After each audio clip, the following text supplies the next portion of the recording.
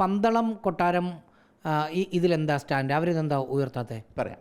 ഞാൻ പന്തളത്ത് സംസാരിച്ചപ്പോഴും പറഞ്ഞത് അതാണ്. ലോകം ഒരു കുടുംബം എന്നുള്ളതാണ് നമ്മുടെ സങ്കല്പം എന്ന്. അത് പറഞ്ഞതിന് ശേഷമാണ് ഞാൻ ബാബുരനെ പറ്റി പറഞ്ഞത്.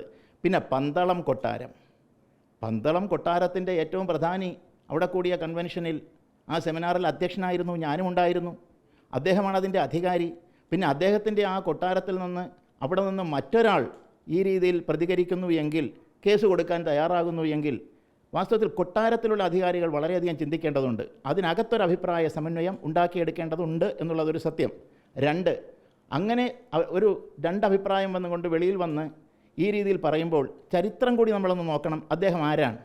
അദ്ദേഹത്തിൻ്റെ ചിന്താഗതി എന്താണ്? കേൾക്കണം. അദ്ദേഹത്തിൻ്റെ ചിന്താഗതി എന്താണ്? അദ്ദേഹം CPM സ്ഥാനാർത്ഥിയായിട്ട് നിന്ന് മത്സരിച്ച ആളാണ്. അദ്ദേഹത്തിൻ്റെ വൈഫ് അതുപോലെ തന്നെ CPMൻ്റെ സജീവമായ പ്രവർത്തകനാണ് അദ്ദേഹം. അപ്പോൾ CPMൻ്റെ ഒരു ശബ്ദം അദ്ദേഹത്തിലൂടെ വന്നു എന്ന് മാത്രമേ ഞാൻ ധരിക്കുന്നുള്ളൂ. വിരോധമൊന്നും അവിടെയില്ല. പിന്നെ കൊട്ടാരത്തിൻ്റെ അഡ്രസ്സ് വെച്ച് വരുമ്പോൾ കൊട്ടാരത്തിൽ അദ്ദേഹം മാത്രമല്ല, കൊട്ടാരത്തിൽ പശു ഉണ്ടാവും, കാളയുണ്ടാവും, പൂച്ചയുണ്ടാവും, എലിയുണ്ടാകും. ഇവരൊക്കെ സംസാരിക്കാൻ കഴിയുമായിരുന്നെങ്കിൽ കൊട്ടാരത്തിലെ ആളുകളാണ് ഞാൻ എന്ന് പറഞ്ഞേനെ, അവരുടെ അഭിപ്രായവും പറഞ്ഞേനെ. അത്രയേ വില അതിനകത്തുള്ളൂ. കേസിനെ ഭയക്കുന്നുണ്ടോ? കേസിനെയോ? ആര്? സന്യാസിയോ? മരണത്തെപ്പോലും ഭയക്കാത്തവനാണ് സന്യാസി. കാരണം ശരീരമെന്ന് പറയുന്നത് വസ്ത്രം മാറുന്നത് പോലെയാണ് എന്ന് ചിന്തിച്ചുകൊണ്ട് മരണത്തെ ഭയന്നുകൊണ്ട് ഒരിക്കലും സന്യാസി ജീവിച്ചിട്ടില്ല. അങ്ങനെ ജീവിക്കുന്ന ആരെങ്കിലും ഉണ്ടെങ്കിൽ അതും വെറും വേഷം മാത്രമാണ് എന്ന് ചിന്തിക്കേണ്ടി വരും. ഇപ്പോൾ താങ്കൾ പറഞ്ഞതനുസരിച്ചാണെങ്കിൽ വാവര് നടയുടെ കാര്യത്തിൽ എന്ത് ചെയ്യണമെന്നാണ് താങ്കളുടെ നിലപാട്? നോക്കൂ, എൻ്റെ നിലപാടല്ലല്ലോ ഇവിടെ നടപ്പാകുന്നത്. ഈ രാജ്യത്തെ ഹിന്ദുക്കളുടെ നിലപാടാണ്. അപ്പോൾ ഹിന്ദുക്കൾ ഒരുമിച്ച് ചേർന്ന് ഹൈന്ദവ സംഘടനകളും സന്യാസിമാരും ഒരുമിച്ചിരുന്ന് ചിന്തിച്ചാണ് അത് തീരുമാനങ്ങൾ എടുക്കുന്നത്. അതിന് ഇവിടുത്തെ ദേവസ്വം ബോർഡ് തയ്യാറാകണം എന്നുള്ളൊരു അഭിപ്രായം അവർ മുമ്പോട്ട് വയ്ക്കും. ഇപ്പം മാറ്റണം എന്നൊരു അഭിപ്രായമൊന്നും നമ്മൾ പറഞ്ഞിട്ടില്ല.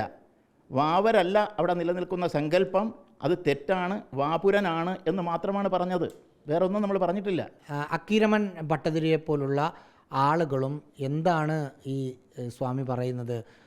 അത് വർഗീയ സംഘർഷം ഉണ്ടാക്കുന്നതിന് ആയേക്കാവുന്ന നിലപാടുകളല്ലേ എന്നൊക്കെ പല കോണുകളിൽ നിന്ന് ചോദ്യങ്ങൾ വന്നു തുടങ്ങി. നിങ്ങൾ ഈ വർഗീയ സംഘർഷമെന്ന് പറയുമ്പോൾ ഒരു വശത്ത് ഹിന്ദുവും മറ്റൊരു ഭാഗത്ത് മുസ്ലിമും അല്ലേ? അതാണ് ഞാൻ പറഞ്ഞത്.